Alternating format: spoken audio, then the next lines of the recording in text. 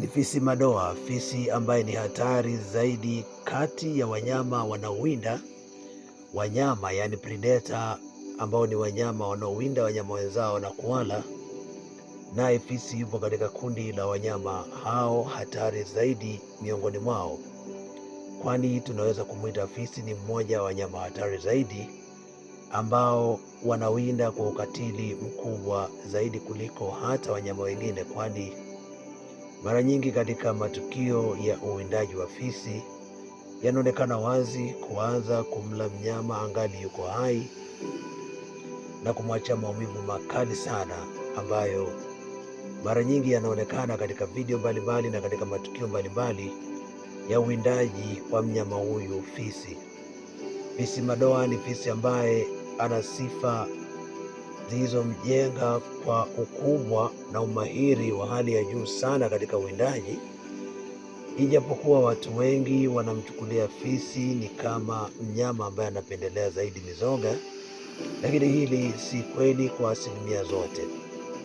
Kwa upande wa Tanzania, fisi ametajwa kuwa ni mnyama mlafi na ni mnyama mwenye tamaa, kama ambavyo unaweza kusikia maeneo kadha wa kadha yanayoitwa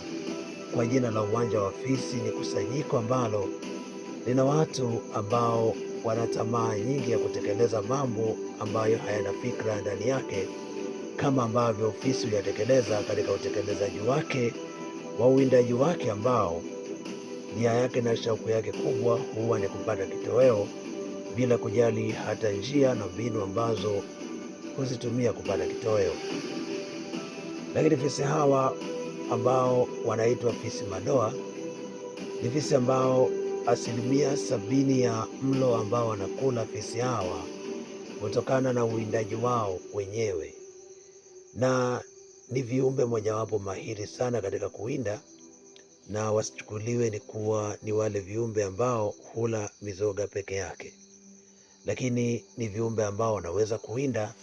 na asilimia 70 ya mlo wao kutokana na mawindo yao wao wenyewe.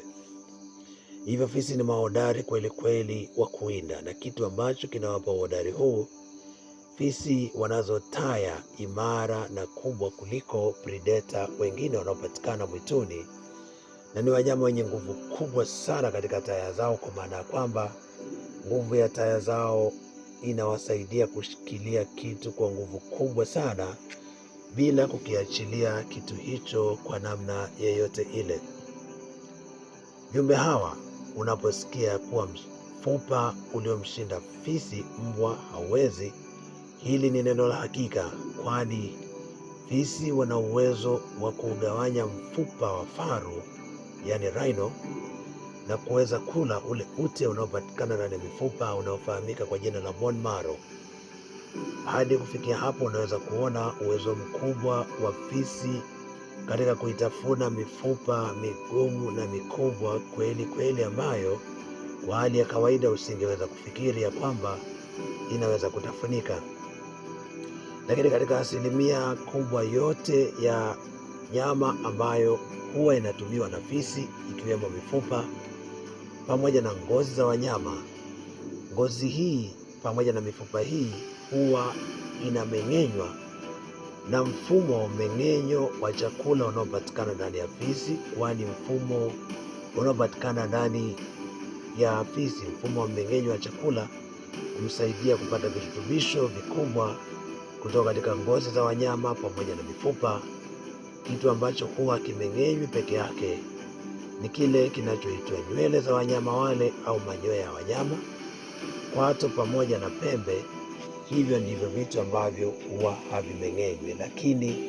vyote vinavyosalia huwa vinameng'enywa. Na kulingana na madini mengi yanayopatikana katika mifupa, basi fisi huwa kinyesi chao kinaweza kutambulikana kwa urahisi zaidi, kwani huwa kina rangi ya chokaa. Fisi madoa huwa wanaweza kuwinda hata wakiwa katika kundi, wakimkimbiza mnyama, na hata wanyama wakubwa kama buffalo, yaani nyati, twiga, pamoja na wanyama wengine kama zebra au pundamilia, na kuweza kuwaangusha wakiwa katika kundi na kujipatia kitoweo chao. Hiyo ndio nguvu ya wanyama hawa, wanyama wanaofahamika kama fisi madoa ni mahodari kweli kweli wa kuwinda. Endelea kubaki hapa kwa makala nyingi zaidi za wanyama.